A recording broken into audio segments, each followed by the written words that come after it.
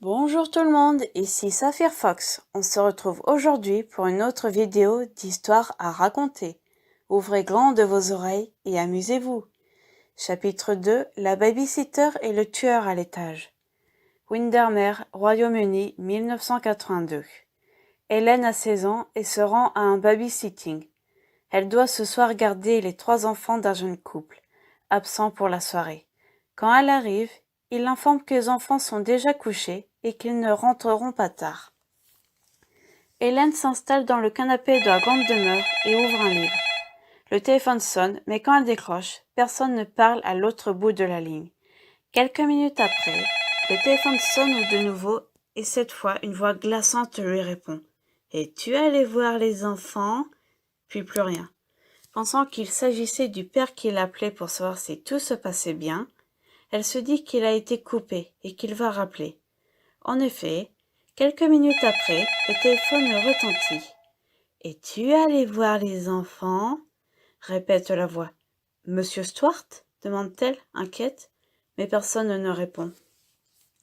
Elle décide d'appeler le restaurant où dînent ses employeurs, mais on l'informe qu'ils en sont partis depuis 10 minutes. Elle contacte ensuite la police, mais ces derniers lui affirment ne rien pouvoir faire contre les canulars téléphoniques. À peine a-t-elle raccroché que de nouveau l'inconnu l'appelle. « Pourquoi n'es-tu pas allé voir les enfants ?» Effrayée, elle contacte de nouveau la police, leur assurant que cet inconnu est là, tout près, et qu'elle le sent. L'agent, à l'autre bout de la ligne, décide de prendre son numéro et la rassure. « La prochaine fois qu'il vous appelle, nous tracerons l'origine du coup de fil. D'accord, Hélène ? Restez calme surtout. » Hélène éteint le salon et s'enferme dans la cuisine.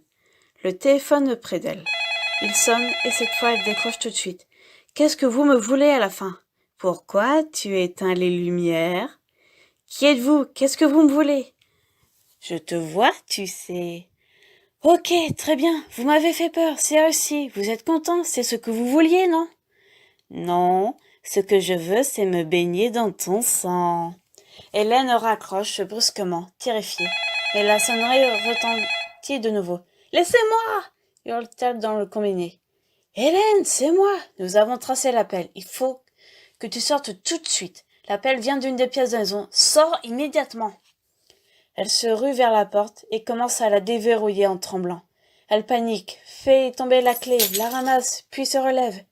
Elle entend un bruit dans son dos et voit alors une porte s'ouvrir en haut des escaliers. Un halo de lumière sort de la chambre des enfants et elle distingue très nettement la silhouette d'un homme debout, tourné vers elle. Elle parvient finalement à ouvrir la porte et se jette dehors, tombant nez à nez avec plusieurs policiers sur le palier, arme à la main. Immédiatement prise en charge par les secours, elle a juste le temps de se retourner et d'apercevoir le tueur, menotté par les policiers. L'homme est recouvert de sang, celui des 3 enfants de la famille Stuart.